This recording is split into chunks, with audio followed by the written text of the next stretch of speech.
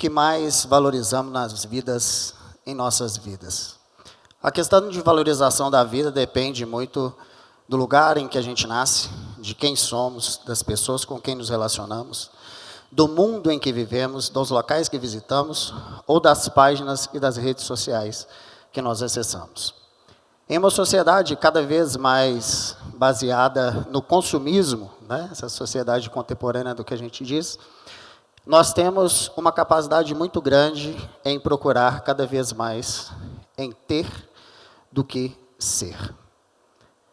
Quando a gente olha para essa imagem, e talvez muitos de vocês já ouviram o famoso Pequeno Príncipe de Saint-Exupéry, esse pequeno garoto, ele se é instigado a analisar quais são os personagens existentes dentro dessa sociedade.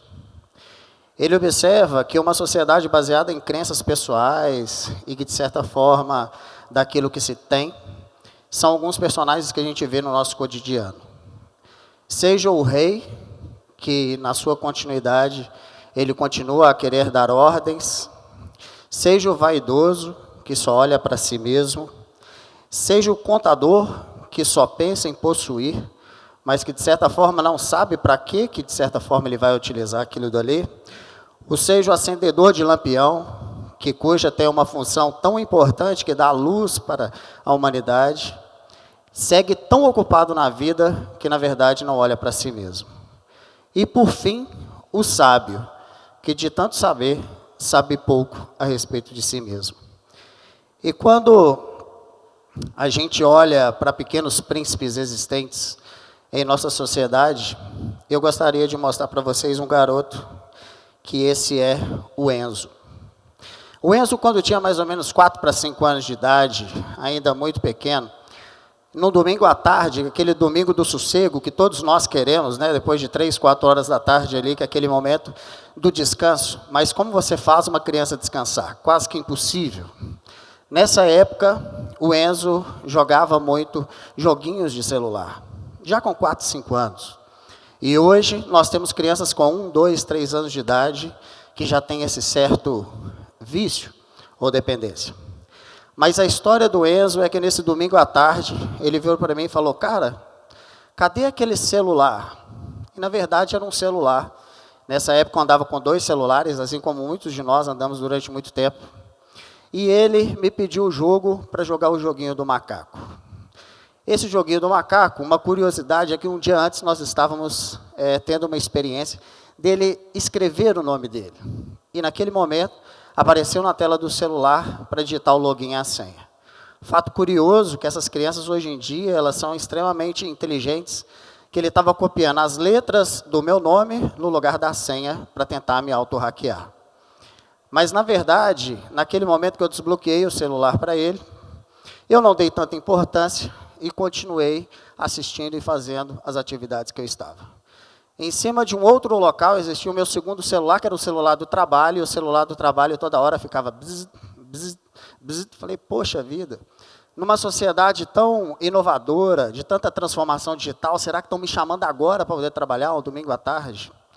E eu não dei importância para aquilo.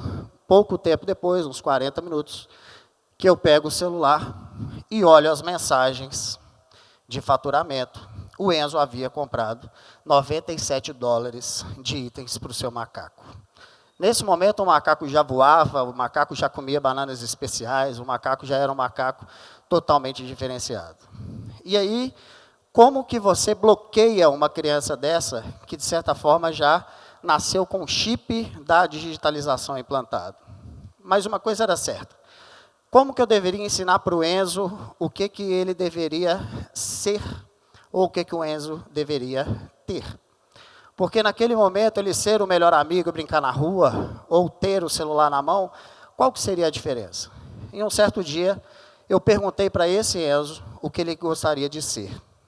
E o Enzo me respondeu uma coisa, eu gostaria de ser foda.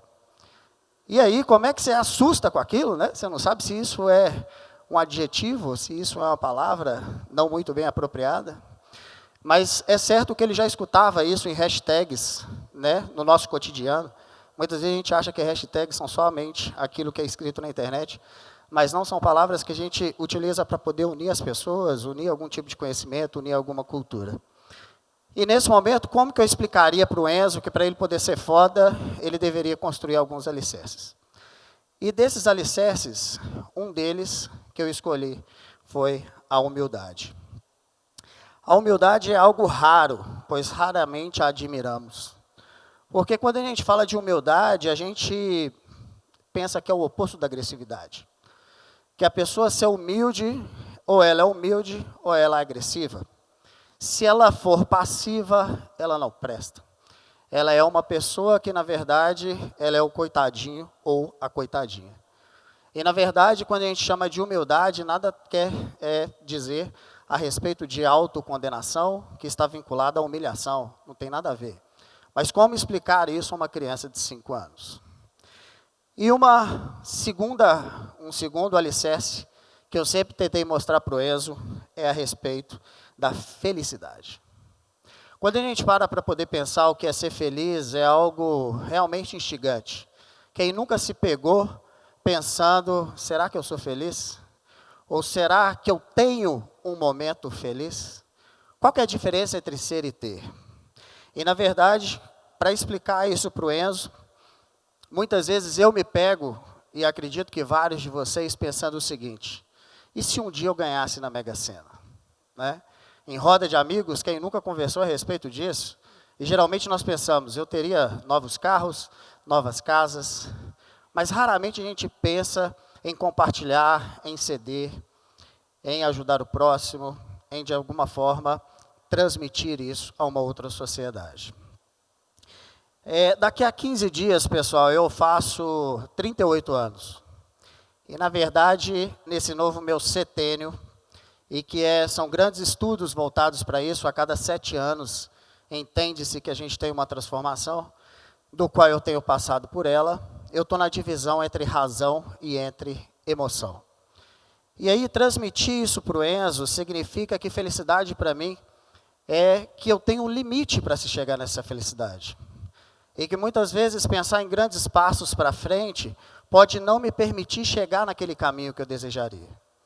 Quando eu falo sobre a morte da felicidade, não quer dizer a morte física da pessoa, mas a morte de alguns sonhos, a morte de alguns momentos, sejam aqueles do qual, por exemplo, eu estou em uma viagem numa cidade próxima, litorânea do Brasil, e eu vejo na internet uma outra pessoa numa viagem em Miami.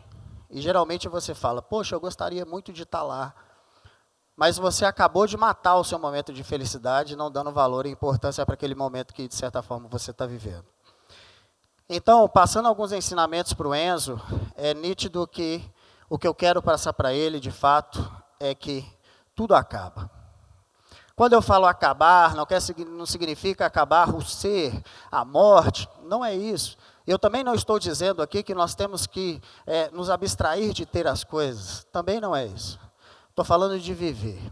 O que, na verdade, um simples fato de você comer uma comida saborosa, uma sobremesa, o segundo prato, geralmente, não tem o mesmo gosto. Tudo literalmente passa, e de fato passa. Né? Eu acredito que vários de vocês têm mais que 20 anos, e se eu perguntar o que aconteceu com você nos últimos 5 ou 10, talvez você não se lembre. É fato que tudo é mais rápido do que imaginamos. Os próprios corredores de provas de velocidade, que aproveitam uns pouco menos de 10 segundos, sabem nos dizer muito bem a respeito disso. Aproveite cada segundo literalmente. E, por fim, a verdade é a melhor forma de expressão. Então, ser humilde e ser feliz é ter a verdade consigo mesmo. No mundo hoje tão digitalizado, é muito fácil a gente esquecer os valores da humildade e da felicidade e sempre espelhar no próximo e não olhar para si mesmo. E o último recado que eu sempre passo para o Enzo é que é necessário que todos nós tenhamos o nosso limite. Não adianta, talvez hoje, aqui eu não estou falando que a palavra impossível, poxa, você está negando impossível, tudo impossível só depende da nossa ação, não é esse mérito que eu estou entrando. O que eu estou entrando é curta jornada, até você chegar lá. Se um dia você comprou um carro que no Brasil custa 20 mil reais e você deseja um de 2 milhões, talvez vai ser bem complexo você fazer o pulo de 20 para 2 milhões. Mas curta a jornada até lá. Faça valer a pena essa jornada. E por fim, essa imagem é de uma cidade que é de Montes Claros. Essa cidade, na verdade, ela me ensinou uma coisa, que felicidade e humildade conseguem andar juntos. E eu gostaria de contar uma pequena história para vocês. No dia 25 de outubro do ano passado, 25 de 2018, eu estava com essa visão, era mais ou menos 9 horas da manhã. E às 9 horas da manhã, eu estava conversando com um grande parceiro, que inclusive está aqui hoje, e veio um garoto à minha esquerda, pedalando uma bicicleta, e de certa forma ele parou e falou, eu poderia falar com o senhor? Eu olhei para o lado, a primeira coisa que eu fiz foi o julgamento. Eu mesmo não tive humildade. Era um rapaz extremamente simples, do qual nós chamamos de humilde, que vinha bem magrinho, eu dava para ele ali uns 12, 13 anos, e eu falei com ele, não, pode falar, meio que de forma arrogante. Ele falou, não senhor, só pode terminar de conversar que eu vou te esperar. E aí eu terminei de conversar, eu perguntei para ele assim, aí, o que você deseja? Ele falou, é o seguinte, com uma notinha de R$2 na mão. Eu tenho R$2, eu gostaria de comprar comida. Eu não estou aqui para poder pedir dinheiro. Eu falei, ok, mas o que você gostaria de comer? E ele falou para mim, qualquer coisa. Naquele momento, eu senti que eu tinha que dar para aquele garoto algum senso de direção. Algum senso para que ele eliminasse a autocondenação e a humilhação e transformasse a humildade dele em um ser. E de certa forma, eu perguntei para ele, cara, qualquer coisa não existe, o que você deseja? Ele falou, um prato de comida. Eu falei, bom, tarefa difícil, me dá uma mais fácil, porque um prato de comida agora, às 9 horas da manhã, não vai ser possível.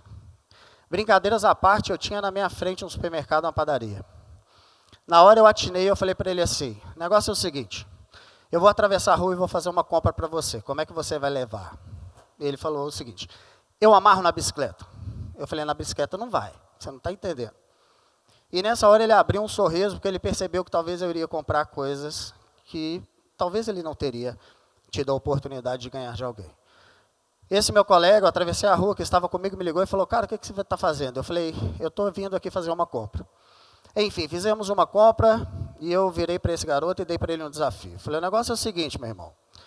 Você vai sair daqui agora e vai procurar uma pessoa que consiga levar isso para você. E no momento que eu estava passando no caixa, ele, de um gesto de humildade, para quem sabe ler a leitura corporal, de pegar a camisa e passar no rosto com muito suor, eu descobri que ele estava vindo de um local chamado Industrial, que até em tempo eu não entendia e era relativamente longe de onde ele estava. Ele foi de bicicleta. E naquele momento ele apontava para mim assim, falava assim, eu consegui quem vai levar. Eu falei, beleza, espera aí. E naquele momento que eu estava passando no caixa, ele olhou e falou assim, aqui tem vaga, tio, aqui tem vaga. Eu falei, não, mas aí não cabe. Porque era um caixa de 10 a 12 volumes. Segundo momento do riso, fator de felicidade. Ele fez a conta matemática, mesmo às vezes com 12, 13 anos, que talvez o volume seria maior do que ele esperava. E no momento em que eu estava colocando as compras no carro, no carrinho, eu perguntei para ele, aí, você estuda? Ele falou assim, estudo, tio. Eu tenho 12 anos, mas eu tenho 3 irmãos, e de vez em quando eu tenho que vir aqui porque a situação aperta. Eu falei, beleza, você vai levar mesmo, né? Ele falou, não, eu vou levar. Eu saí, e de certa forma, naquele momento, eu virei, e eu estava voltando dessa foto que vocês estão vendo, para atravessar a rua para o hotel, olhei para o lado, e mais uma vez eu o julguei. Por quê? Ele, no momento de felicidade, com a bicicletinha dele, e ajeitando aquela bermuda, do qual era 2 vezes maior do que ele, de tão magro, esse garoto me tira os únicos R$2 que ele tinha, porque tinha uma pessoa pedindo ajuda na porta do supermercado. O que ele fez? Ele entregou os R$2 para aquela pessoa. Então, antes de qualquer momento a gente se tornar foda, é o ensinamento que eu passo para o Enzo, nós temos que ser felizes. Antes de ser feliz, nós temos que ser humildes.